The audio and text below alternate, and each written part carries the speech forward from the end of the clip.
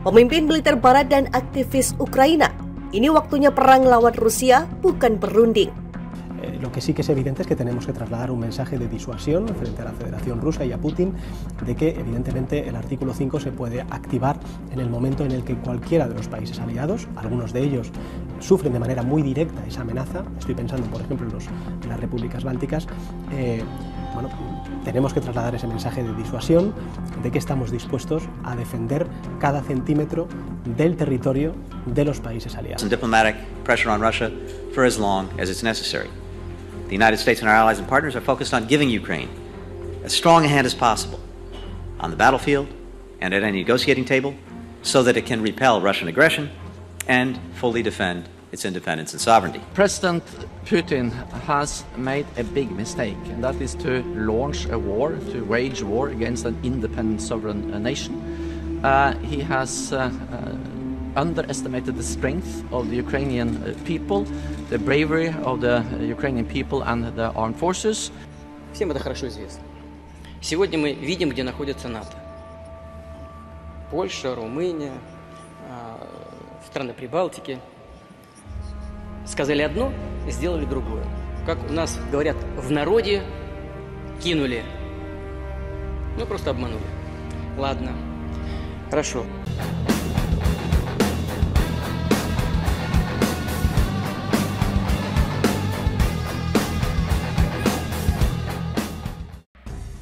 Cara untuk melindungi demokrasi global saat ini adalah dengan senjata dan dukungan untuk pertempuran Ukraina melawan Rusia, bukan dengan berunding.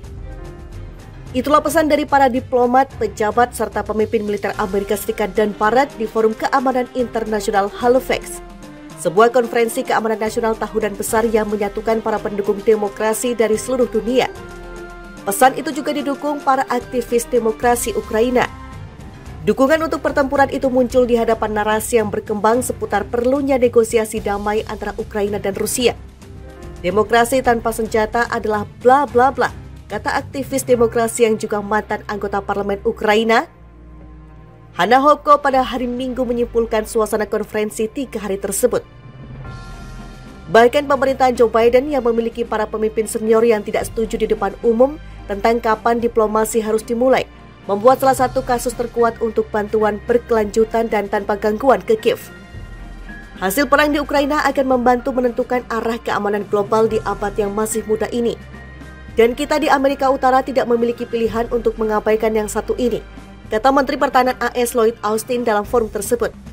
Stabilitas dan kemakmuran di kedua sisi Atlantik dipertaruhkan, ujarnya seperti dikutip Politico Senin 21 November 2022. Forum tersebut telah lama berfungsi untuk menyemangati para pemimpin AS dan Barat seputar isu-isu kepentingan global dengan tujuan untuk mempromosikan demokrasi di seluruh dunia. Pertempuran Ukraina melawan agresi Presiden Rusia Vladimir Putin menjadi fokus utama sesi tahun ini.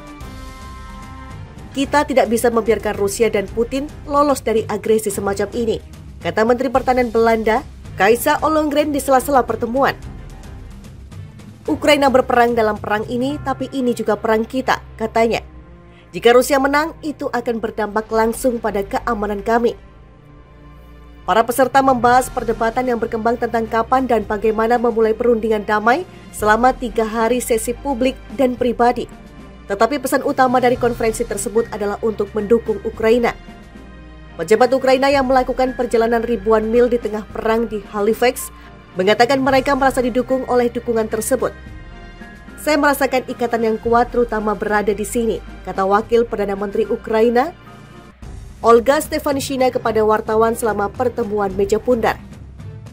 Sebanyak 9 orang parlemen AS menekankan bahwa dukungan bipartisan untuk membantu Ukraina mengalahkan Rusia tidak berkurang di Capitol Hills. Ini mungkin salah satu masalah paling bipartisan yang pernah saya lihat sejak saya berada di Kongres, kata Senator Jim Risch asal Idaho, seorang Republikan di Komite Hubungan Luar Negeri Senat AS. Hanya ada segelintir orang yang menolak terlibat dalam perjuangan ini di Ukraina, imbu Risch.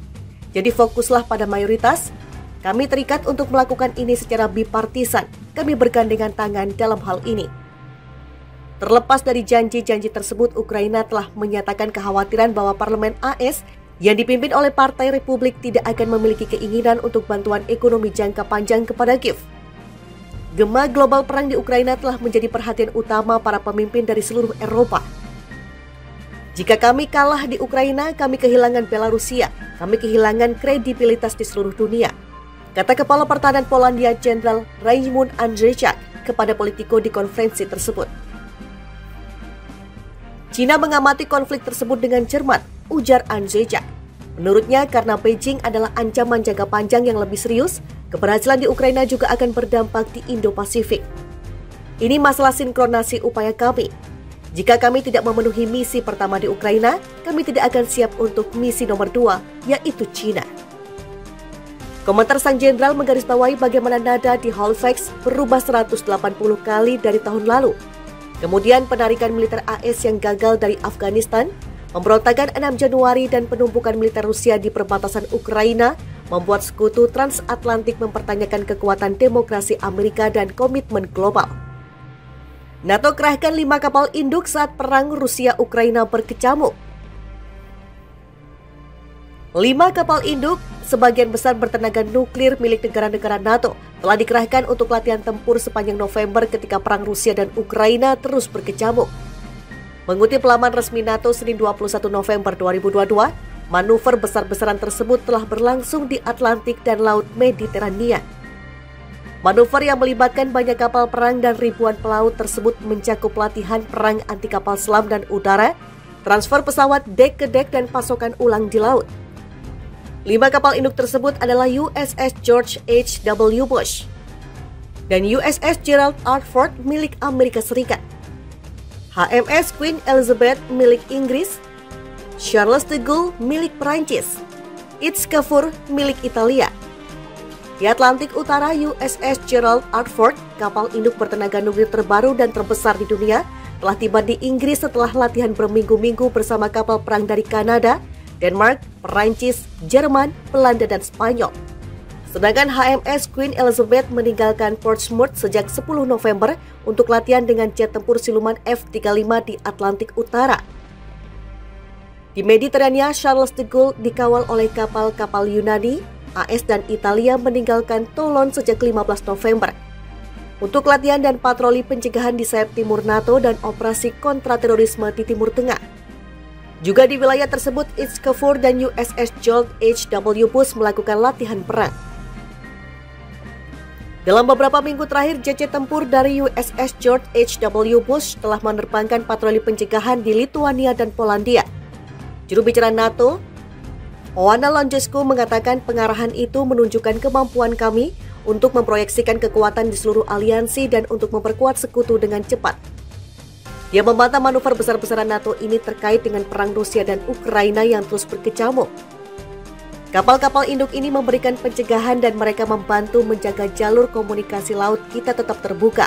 Kekuatan kami mengirimkan pesan yang jelas bahwa NATO akan melindungi dan mempertahankan setiap jengkal wilayah sekutu, paparnya.